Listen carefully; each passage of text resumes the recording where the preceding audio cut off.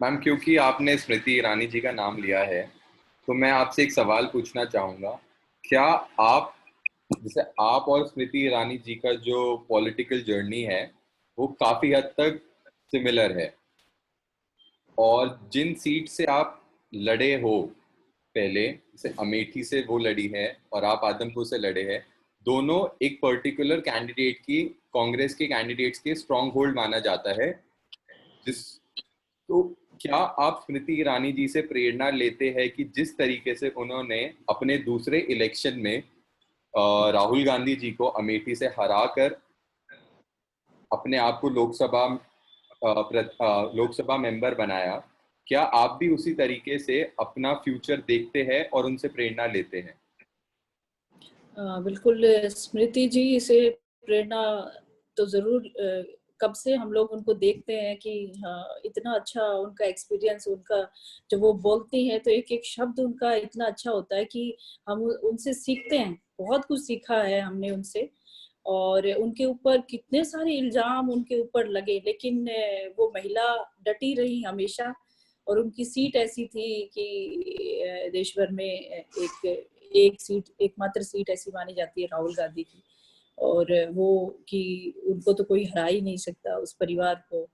लेकिन स्मृति ईरानी जी ने इसको गलत साबित किया और वो जीत के आई। पहली बार कामयाबी नहीं मिली, लेकिन दूसरी बार मिली, और ये उनकी मेहनत और लगन थी। उनके अंदर इतनी प्रतिभा है, स्मृति जी के अंदर, तो मैं तो उनसे, उनके बराबर अपने आप को नहीं रख सकती। उनसे सीख के ज़रूर हम आगे बढ़ सकते हैं। और हरियाणा में भी जब मुझे टिकट मिला और चुनाव लड़ा, तो लोगों ने कहा भी कि आप दूसरी स्मृति ईरानी है। तो अगर मैं उनका थोड़ा भी उनका कर पाऊँ, उनके बराबर थोड़ा कुछ भी, तो भी मैं अपने आप को भाग्यशाली समझूँगी कि मैं लोगों के लिए कुछ कर पाऊँगी, उनके जैसा अगर मैं बनती हूँ तो। आपके हिसाब से किस तरीके से ओवर द टाइम हरियाणा की राजनीति बदली है, और किस तरीके से आज के समय पे महिलाओं के लिए राजनीति में आना पहले से आसान है? बिल्कुल बदली है, ये साफ-साफ दिखता है कि ये अलग बात है कि महिला आना चाहती है या नहीं। हमारा जो पारिवारिक माहौल होता है हरियाणा के गाँव का या शहरों का, जो भी है, वो अलग विषय है, लेकिन हरियाणा की जो पॉलिटिक्स है वो महिलाओं के उसमें बदली है।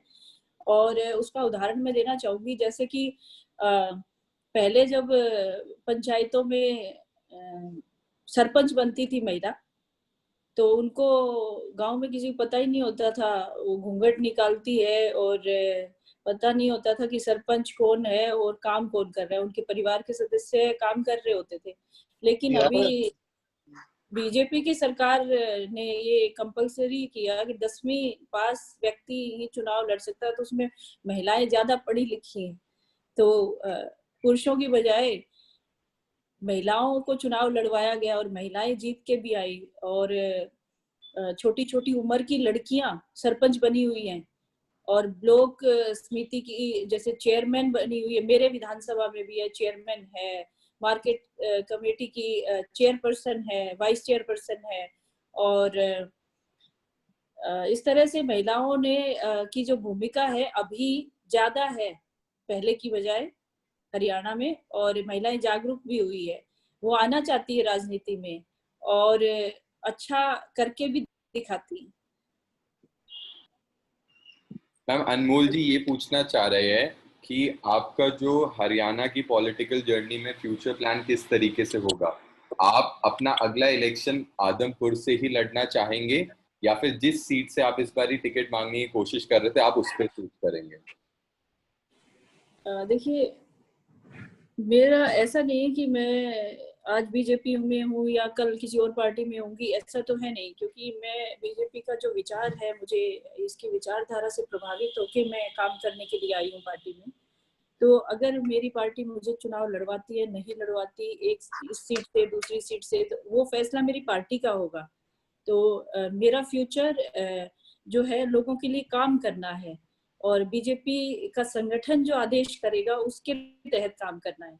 तो वो मेरे लिए, मेरे भविष्य के लिए भी उचित फैसला लेंगे। ऐसा नहीं है कि मैं जो चाहती हूँ मेरी बात नहीं सुनी जाएगी, मैं जो चाहती हूँ वो भी सुनेंगे, उसी पे विचार करके वो आगे मुझे काम देंगे, चाहे चुनाव लड़ना हो, चाहे आज हरियाणा में काम करना है या फिर राष्ट्रीय स्तर पे काम करना है या कहीं भी काम करने के लिए मुझे कोई भी जिम्मेदारी कभी भी दे सकते हैं। मैं ऑनरेबल मैम का शुक्रिया करना चाहूँगा कि उन्होंने अपना कीमती समय हमारे लिए निकाला। अगर किसी साथी को एक आखिरी क्वेश्चन पूछना है सेमिनार खत्म होने से पहले, तो प्लीज अपने आप को अनम्यूट करके क्वेश्चन पूछ सकता है, otherwise we'll sum up the session.